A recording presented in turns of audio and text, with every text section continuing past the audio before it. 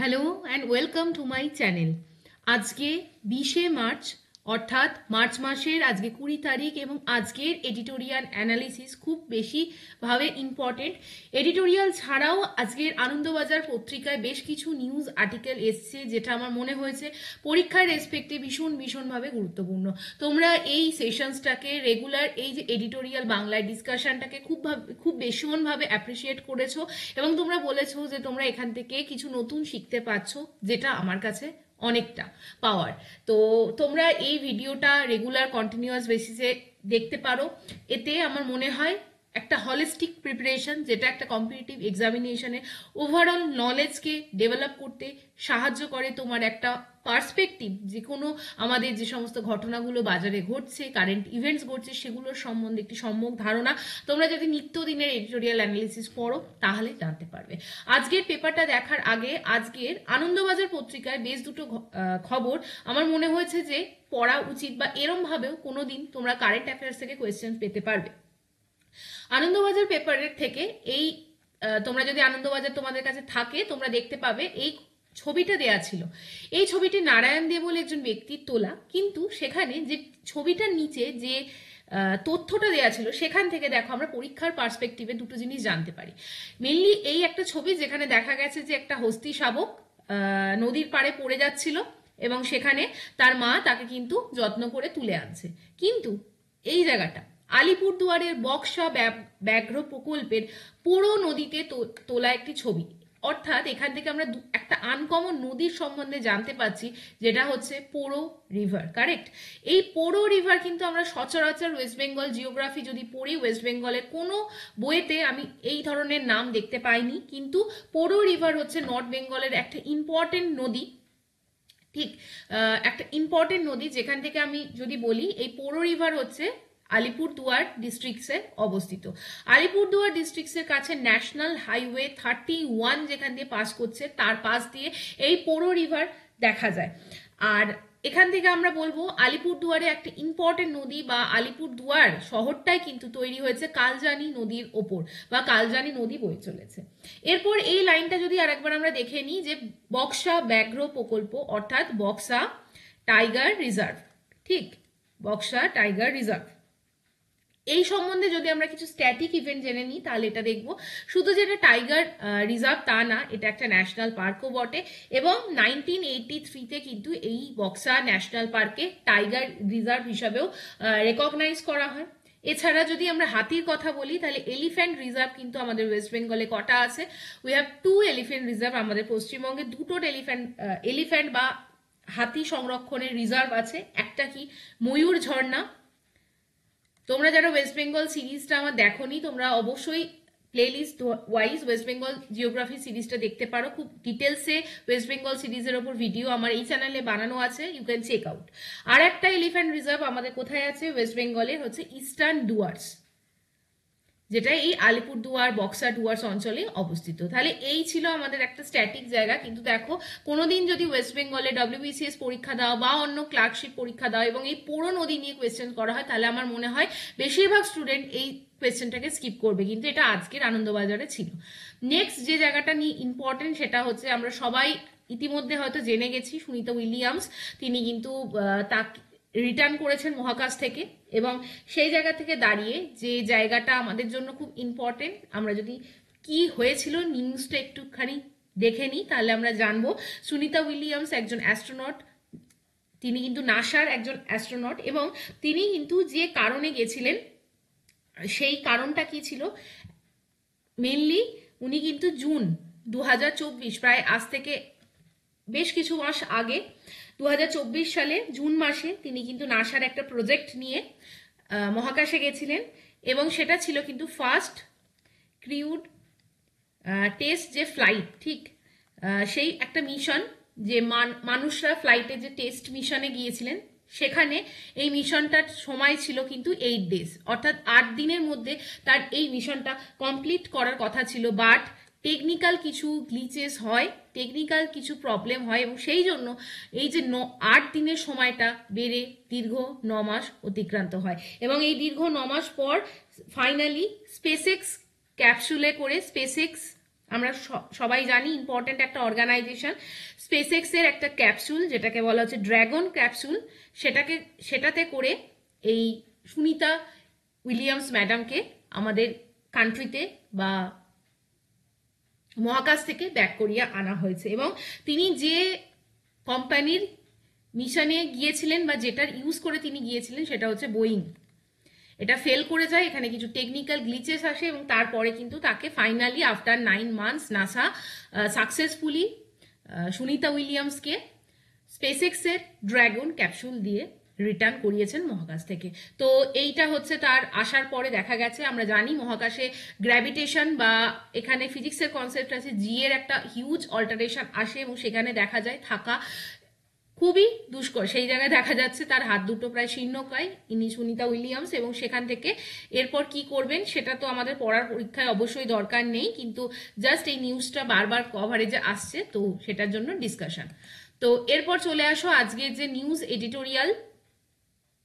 এই যে news editorial বৃহস্পতিবার আনন্দবাজারের নিউজ এডিটোরিয়াল, এখানে আজকে প্রথম যে নিউজ বড় এডিটোরিয়াল, এটা খুব বেশি ইম্পর্টেন্ট নয়, রাজনীতি নিয়ে আলোচনা এবং অন্যের কথা শোনার সময়, এটা ভালো একটা এডিটোরিয়াল বাট পরীক্ষার জন্য ইম্পর্টেন্ট নয়। আমাদের যে মেন্টাল হেলথ, আমরা অনেক সময় দেখা যায় যে আমরা আরেকটি ব্যক্তি কি বলতে চাইছে, তার মনে কি চলছে, এটাকে আমরা উপেক্ষা করে দিই এবং তার সময় দেখা যায় হঠাৎ এই যে আমাদের সুইসাইডের টেন্ডেন্সি এত বাড়ছে, মানুষ টু মানুষের যে কমিউনিকেশন গ্যাপ বেড়ে যাচ্ছে, একজনের কথা আর একজনের শোনার সময় নেই, এইটার সম্বন্ধেই কিন্তু আজকের এই এডিটোরিয়ালটা খুব ভালো। তোমরা নিজেদের আত্মসচেতনতা বৃদ্ধি এবং আত্ম উপলব্ধির জন্য এই এডিটোরিয়ালটা পড়তে পারো। আমি রেকমেন্ড করবো তোমরা যদি পারো একবার পড়ে নিও, but not needed for the examination.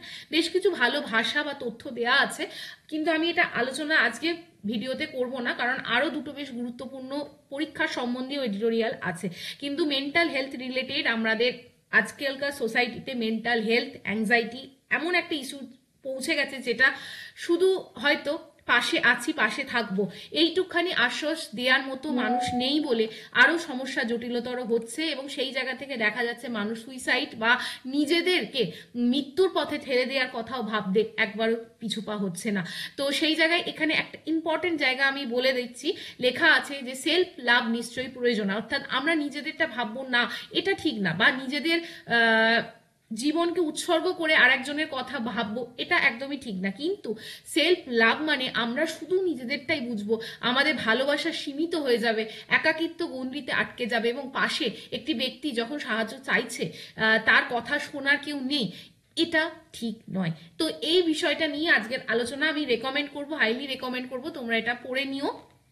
But আজকে আমরা যে দুটো এডিটোরিয়াল নিয়ে ডিসকাস করব সেটা হচ্ছে এই দুটো এডিটোরিয়াল, একটা হচ্ছে খরচের টাকা আর একটা হচ্ছে বৈষম্য আজও। তো আমরা শুরু করা যাক বৈষম্য আজও এই এডিটোরিয়ালটা নিয়ে, আমরা একটু জুম আউট করে নিই। ঠিক, প্রথমত এই আর্টিকেলটা রিলেটেড টু আমাদের ইন্ডিয়ান কনস্টিটিউশন বা ভারতীয় সংবিধানের একটা ইম্পর্টেন্ট গুরুত্বপূর্ণ আর্টিকেল হচ্ছে আর্টিকেল 17। আর্টিকেল 17-র মাধ্যমে কি বলা হয়েছে, আর্টিকেল 17-র মাধ্যমে আমি যদি জাস্ট একটু ইয়ে করি, আর্টিকেল 17 আমাদের কি বলছে, এই আর্টিকেল 17 ডিলস উইথ কি আনটাচেবিলিটি, ঠিক। এবং আমরা যদি আর্টিকেল 18-র কথা বলি, আর্টিকেল 18 কি বলেছে, প্রহিবিশন করছে চাইল্ড লেবার, অর্থাৎ শিশু শ্রমকে বাধা দিচ্ছে, ঠিক। আর্টিকেল 17 নিয়েই এই আলোচনাটা, যেখানে বলা হয়েছে যে আর্টিকেল 17 কি বলা হয়েছে, আমাদের দেশে অস্পৃশ্যতা বা আনটাচেবিলিটি এটা কিন্তু করা যাবে না, এবং এটা কিন্তু মানে বাধা দেওয়া হয়েছে ভারতীয় সংবিধানের মাধ্যমে। সেখানে কি বলা হয়েছে, সেখানে বলা হয়েছে কিন্তু এই আনটাচেবিলিটির প্র্যাকটিসকে কিন্তু আমাদের অ্যাজ আর্লি অ্যাজ পসিবল বন্ধ করতে হবে, এবং সেই রিলেটেড কিন্তু এক মিনিট, হ্যাঁ, আর্টিকেল ফরবিট করেছে আনটাচেবিলিটি প্র্যাকটিসকে, এবং 1955-এ পার্লামেন্ট কিন্তু আনটাচেবিলিটি প্রহিবিশন অ্যাক্টও পাস করেছিল, আনটাচেবিলিটি প্রহিবিশন অ্যাক্ট পাস করেছিল। তো এইটুকখানি জানার পর আমরা আর্টিকেলটাকে পড়বো। দেখো, অস্পৃশ্যতা ভারতীয় সংবিধানে এখনো নিষিদ্ধ, কিন্তু দেশের রন্ধে রন্ধে, এই ভাষাটা দেখো, দেশের রন্ধে রন্ধে তোমরা লিখতে পারো পশ্চিমবঙ্গের কোনায় কোনায় এর কিন্তু ব্যতিক্রম চোখে পড়ে। ঠিক, অস্পৃশ্যতা কিন্তু যে শুধু পশ্চিমবঙ্গের বাইরে আমরা মনে করব অন্য রাজ্যগুলোতে আছে তা নয়, কিন্তু পশ্চিমবঙ্গেরও এমন একটা রিসেন্ট ঘটনা, সাম্প্রতিক কালের ঘটনা, যেটা আমাদের শিহরণ জাগিয়ে প্রশ্ন তোলে অস্পৃশ্যতা আজও বর্তমান।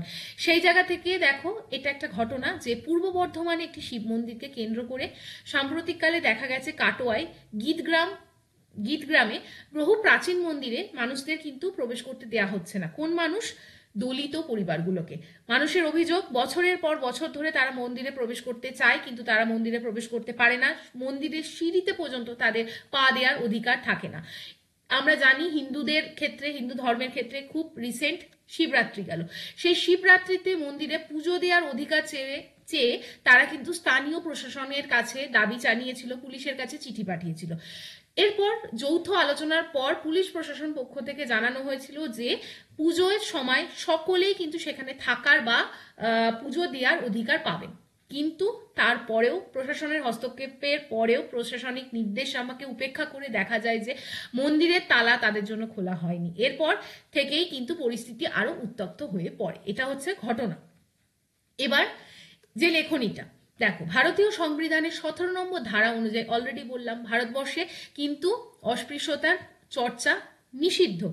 1955 সালে পাশ করা হয়েছিল অস্পৃশ্যতা নিরোধক আইন, যেটাকে বলা হয় আনটাচেবিলিটি প্রহিবিশন অ্যাক্ট, যেখানে অস্পৃশ্যতার চর্চাকে শাস্তিযোগ্য অপরাধের তালিকায় অন্তর্ভুক্ত করা হয়েছিল। আইনের ধারা অনুযায়ী ধর্মস্থানে, জনপরিসরে গণপরিষেবা পাওয়ার ক্ষেত্রে কাউকে কোনো বাধাদান দেওয়া যাবে না, এবং সেটা দিলে সেটা শাস্তিযোগ্য অপরাধ হবে। কিন্তু আজও দেখা যাচ্ছে ভারতের রাজনীতিতে উচ্চবর্ণের আধিপত্য, জাত ব্যবস্থায় অবাধ প্রশ্রয়দান এই অন্যায়কে সমানে অক্সিজেন জুগিয়েছে। এই ভাষাটা, সমানে অক্সিজেন জুগিয়েছে।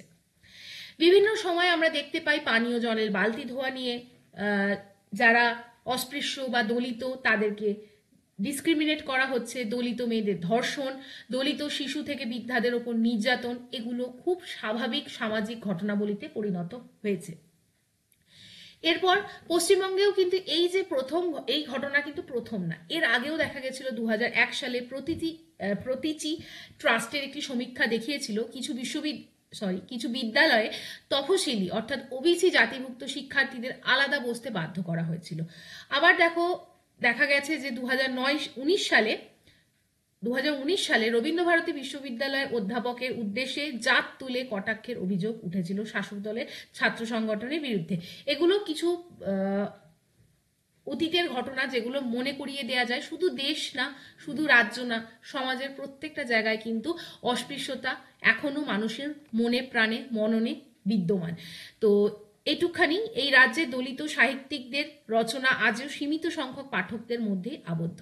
তো এই রকম ঘটনাগুলির মাধ্যমে লেখক বলতে চেয়েছেন যে এটি কখনোই কাম্য নয়, এবং এগুলো থেকে আমাদের মনকে উন্নত করতে হবে, এবং এই জিনিসগুলো যে সরকারিভাবেই শুধু হস্তক্ষেপ প্রয়োজন তা নয়, সাধারণ মানুষকেও সচেতন হওয়ার জায়গা আছে। এরপর চলে আসছি নেক্সট, যে এডিটোরিয়াল খরচের টাকা।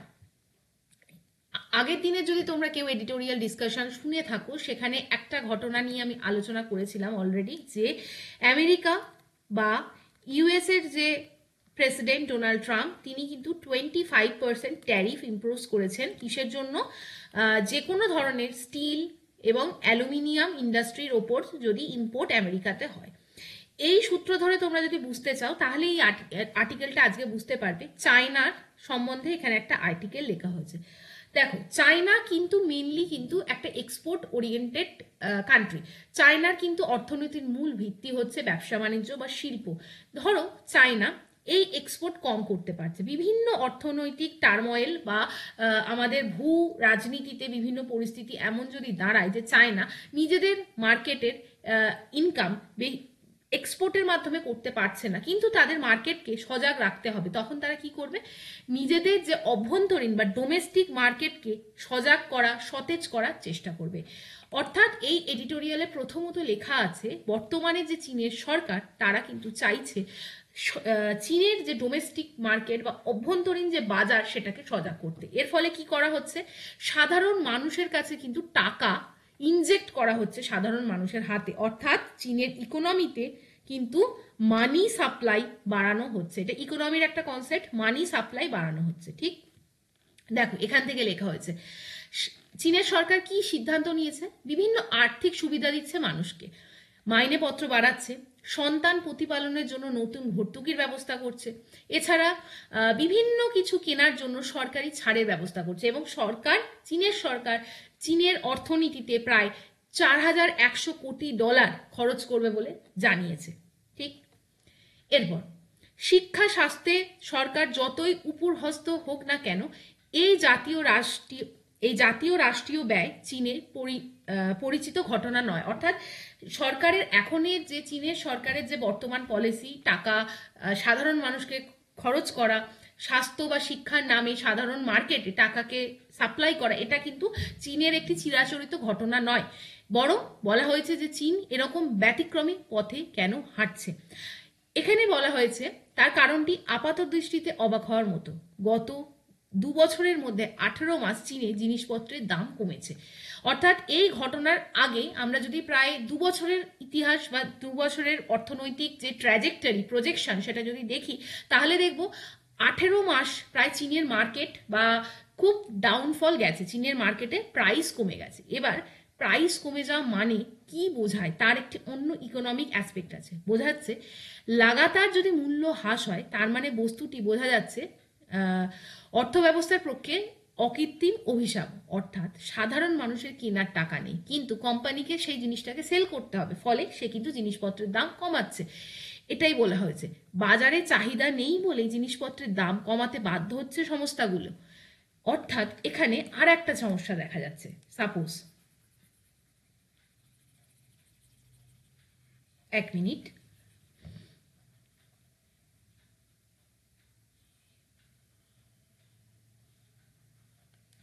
দেখো একটা জিনিসের প্রাইস কখন কমে, যখন তার ডিম্যান্ড কমে যায়। ঠিক, ডিম্যান্ড কমে যায় মানে কি, মানুষ, এটার একটা ইনডিরেক্ট ইম্প্যাক্ট হচ্ছে সাধারণ মানুষের কাছে, কমন পিপলের কাছে কিন্তু টাকা নেই, ফলে সেই জিনিসটাকে কিনতে পারছে না। ফলে এই জিনিসের বেচা বা সেই জিনিসটা যাতে সেল হয় সেটা ইনশিওর করার জন্য প্রোডাকশন কোম্পানি কি করছে, এর দাম কমিয়ে দিচ্ছে। কারেক্ট, কিন্তু তার মানে সাধারণ মানুষ হয়তো এখন এই জিনিসটা কিনতে পারছে, কিন্তু কোম্পানির ক্ষেত্রে কি হচ্ছে, কোম্পানি লসে চলে যাচ্ছে। এই লস কিভাবে ভর্তুকি করছে, সে তার লেবারদের কিন্তু স্যালারি কমিয়ে দিচ্ছে বা লেবার ছাঁটাই শুরু হচ্ছে। ঠিক, তাহলে এই কনসিকুয়েন্সটা আমরা বুঝতে পারলাম। এবার দেখো এখানে এটাই লেখা আছে যে বাজারের চাহিদা নেই বলে জিনিসপত্রের দাম কমাতে বাধ্য হচ্ছে সংস্থাগুলো, কিন্তু ফলে লাভ তাদের কমে যাচ্ছে। এর ফলে কি করছে তারা, শ্রমিক নিয়োগ কম করছে, মজুরি কম দিচ্ছে, অর্থ ব্যবস্থা চালিত হচ্ছে মন্দার দিকে। তাহলে ওভারঅল একটা যে ইকোনমি সেটা কিন্তু মন্দা বা ডিফ্লেশনের দিকে চলে যাচ্ছে। চীনের অভ্যন্তরীণ ভোগ ব্যয়ের বাজারে এই ঘটনায় ঘটেছে। এই ঘটনাটা লেখক তার লেখনীতে বোঝাতে চেয়েছেন। ফলে ভোগ ব্যয়ের বাজারকে চাঙ্গা করতে প্রয়োজন অত্যন্ত তীব্র হয়েছে, তারই প্রত্যক্ষ ফল এই সরকারের এই বর্তমান পলিসি। অর্থাৎ সরকার যে শুধুমাত্র একটা, আমরা স্বাভাবিকভাবে সরকার বলছে আমরা শিক্ষা এবং স্বাস্থ্যের উন্নতির জন্য সাধারণ মানুষের কাছে টাকা বরাদ্দ করছি, এটা আদেও সঠিক ঘটনা নয়। এর মূলে ছিল এই গভীর অর্থনৈতিক যে মন্দার দিকে চীনের ইকোনমি বা অর্থনীতি যাচ্ছে, তার ফলে কিন্তু সরকার এই ভূমিকা নিয়েছে। এবার চলে এসো ভারতবর্ষের কিছু গুরুত্বপূর্ণ বিশ্লেষণের ক্ষেত্রে। দেখা গেছে এটা ভারতের উদাহরণ দিয়ে আমরা বুঝতে পারি। 2007-8 সাল আমরা জানি বিশ্বের দুনিয়ায় বা গোটা দুনিয়ায় একটি অর্থনৈতিক মন্দা এসেছিল। তো লেখা আছে 2007-8 আর্থিক মন্দা যখন গোটা দুনিয়ায় থরহরিকম্প, তখন ভারতের গায়ে কিন্তু এর আঁচ সেই অর্থে লাগেনি। কেন লাগেনি, মানে 2007-8 বলা হয়েছে ভারতে সেইভাবে অর্থনৈতিক মন্দা আসেনি, যখন সারা পৃথিবীতে অর্থনৈতিক মন্দা চলেছিল। কারণ সেই সময় ভারতের অভ্যন্তরীণ বাজারের শক্তি ছিল অনেকটা বেশি। অর্থাৎ ভারতের যে ডোমেস্টিক মার্কেট, আমাদের সাধারণ ভারতবাসীর যে পারচেসিং পাওয়ার, সেটা অনেকটা বেশি ছিল। তার ফলে ভোগ ব্যয়ের জোরে বৈদেশিক বাজারে ধাক্কা সামলানো গিয়েছিল বহুলাংশ। অর্থাৎ ভারত হয়তো দেখা যাচ্ছে বিদেশের সাথে ব্যবসা বাণিজ্য করতে পারছে না, কিন্তু ভারত নিজেদের অভ্যন্তরীণ বাজারকে শক্তিশালী রাখতে পেরেছিল, কারণ সাধারণ মানুষের কাছে কিন্তু তখনও কেনার ক্ষমতা ছিল বা পারচেসিং পাওয়ার ছিল। অন্যদিকে কি বলা হয়েছে, কোভিড লকডাউনের সময় বিশ্বের বৃহৎ অর্থব্যবস্থাগুলোর মধ্যে ভারতের আর্থিক ব্যবস্থা ভীষণভাবে ধাক্কা খেয়েছিল। তার কারণ শুধুমাত্র যে অতিমারি হয়েছিল, লকডাউন হয়েছিল তা না, তার প্রত্যক্ষ কারণে ছিল তার 2020 সালের আগের বিগত কয়েক বছর ধরে ক্রমাগত ভারতবর্ষের অর্থনৈতিক বাজারে চাহিদা হ্রাস পেয়েছিল। বলা হয়েছে যে সরকারি তথ্য না থাকলেও বিভিন্ন রিপোর্টের মাধ্যমে বোঝা গিয়েছিল যে সেই সময়কালে বিশেষত ভারতের গ্রামাঞ্চলের মানুষের প্রকৃত আয় হ্রাস পেয়েছিল। মানুষের হাতে টাকার অভাবের ফলে স্বভাবতই তাদের কেনার যে ক্ষমতা সেটা কমে গেছিল, চাহিদায় টান পড়েছিল এবং সেই দুর্বলতার সময় কোভিড হঠাৎ করে এসে পড়ে এবং ভারতীয় অর্থ ব্যবস্থাকে ধরাশায়ী করে ফেলে। তো এরপরে যে জায়গাটা বলা হয়েছে, দিন কয়েক আগে নীতি আয়োগের সদস্য অরবিন্দ বীরমানি মনে করিয়ে দিয়েছেন ভারতে যাদের চাকরি আছে তাদের বেতনও মূল্যবৃদ্ধির হারের সঙ্গে পাল্লা দিতে পারছে না। অর্থাৎ এখানে আবার তিনি বলেছেন যে ভারতবর্ষে যাদের ক্ষেত্রে ধরো প্রায় স্যালারি আছে, যাদের ফিক্সড ইনকাম, ঠিক আচ্ছা এখানটা লিখছি, যাদের ফিক্সড ইনকাম আছে, যারা রুজি রোজগার আছে, কিন্তু বর্তমান বাজারে জিনিসপত্রের যা দাম বা মুদ্রাস্ফীতি বা ইনফ্লেশন, সেই ইনফ্লেশনকে বিট করতে পারছে না আমাদের এই ফিক্সড ইনকাম। অর্থাৎ যারা চাকরিতে আছেন, যাদের বেতন আছে, তাদেরও কিন্তু এই জায়গাটায় কিন্তু আমাদের ভারতবর্ষে যে পরিমাণ ইনফ্লেশন বা মূল্য বৃদ্ধি ঘটছে সেটাকে কিন্তু টেক্কা দিতে পারছে না। তো এই জায়গায় এই অবস্থায় সরকারের কর্তব্য ছিল দেশের সিংহভাগ জনসংখ্যার ক্রয় ক্ষমতা বৃদ্ধির চেষ্টা করা। অর্থাৎ দেখা গেছে যে এই বাজেটে অনেক জায়গায় ইনকাম ট্যাক্সে ছাড় দেওয়া হয়েছে, ঠিক ইনকাম ট্যাক্সে ছাড় দেওয়া হয়েছে, কিন্তু এই ছাড়টা কত শতাংশ পেয়েছে? দেশের যে আয়, সেই আয়ের শীর্ষে থাকা দেখা যাচ্ছে 3% মানুষকেই কিন্তু এই ইনকাম ট্যাক্সের যে রিলিফ সেটাকে বেনিফিট করবে। কিন্তু সাধারণ মানুষের জন্য ক্রয় ক্ষমতা বা যেটাকে আমরা ইকোনমিক ভাষায় বলি পারচেসিং পাওয়ার, সেটাকে বাড়ানো কিন্তু অত্যন্ত জরুরি যদি আমাদের এই ভারতীয় অর্থনীতিকে ধরে রাখতে হয় বা স্টেবল রাখতে হয় বা সুস্থিত রাখতে হয়। এটির জন্য সরকারি উদ্যোগ একমাত্র ভরসা এবং একমাত্র সরকারি উদ্যোগ ছাড়াই এটা সম্ভব। তার জন্য কোন পথে হাঁটা প্রয়োজন অবিলম্বে ভাবতে হবে ভারতকে। তো এই ছিল আজকের পুরো ডিসকাশনটা। আমি খুব ছোট সময়ের মধ্যে যাতে পুরো জায়গাটা বোঝা যায়, এই জায়গাটা আমি চেষ্টা করছি তোমাদেরকে বোঝানোর জন্য। আশা করি তোমাদের ভালো লাগছে। কেমন লাগছে অবশ্যই জানিও। আজকের ভিডিওটাকে লাইক শেয়ার করো, আমার চ্যানেলকে সাবস্ক্রাইব করো এবং এই পিডিএফটা আমি আমার টেলিগ্রাম গ্রুপে দিয়ে দেবো। তোমরা টেলিগ্রাম গ্রুপ থেকে আজকের এডিটোরিয়াল পেজটাও ডাউনলোড করতে পারবে, এই পিডিএফটাও ডাউনলোড করতে পারবে। টেলিগ্রামের লিঙ্ক তোমরা কোথা থেকে পাবে? এই চ্যানেলে এই ভিডিওর ডেসক্রিপশন বক্সে যাবে, লিঙ্ক পাবে, অথবা কমেন্ট সেকশনেও এই টেলিগ্রামের আইডিটা থাকবে। তোমরা টেলিগ্রামে জয়েন করে এই পিডিএফ এবং এডিটোরিয়াল, আনন্দবাজারের এডিটোরিয়ালটা ডাউনলোড করতে পারবে, নিজেদের প্রিপারেশনকে আরো ভালো জায়গায় নিয়ে যেতে পারবে। তোমরা যদি পার্সোনালি আমাকে মেল করতে চাও, কোনো জিজ্ঞাসা থাকে, বা পার্সোনালি আমার থেকে গাইডেন্স নিতে চাও, এক্সক্লুসিভ মেন্টরশিপ প্রোগ্রাম যেটা আমি পার্টিকুলারলি পড়াই, সেখানে যদি যুক্ত হতে চাও তাহলে আমাকে মেল করে তোমাদের ইন্টারেস্ট জানিও এবং আমি অ্যাকর্ডিংলি কন্ট্যাক্ট করে নেব। আজকের ভিডিওটা কেমন লাগলো কমেন্ট করে জানাতে ভুলো না এবং নতুন কি তোমরা শিখতে পারলে অবশ্যই আজকে জানিও। তাহলে এইটুকখানি, চলো, টেক কেয়ার, গুড বাই।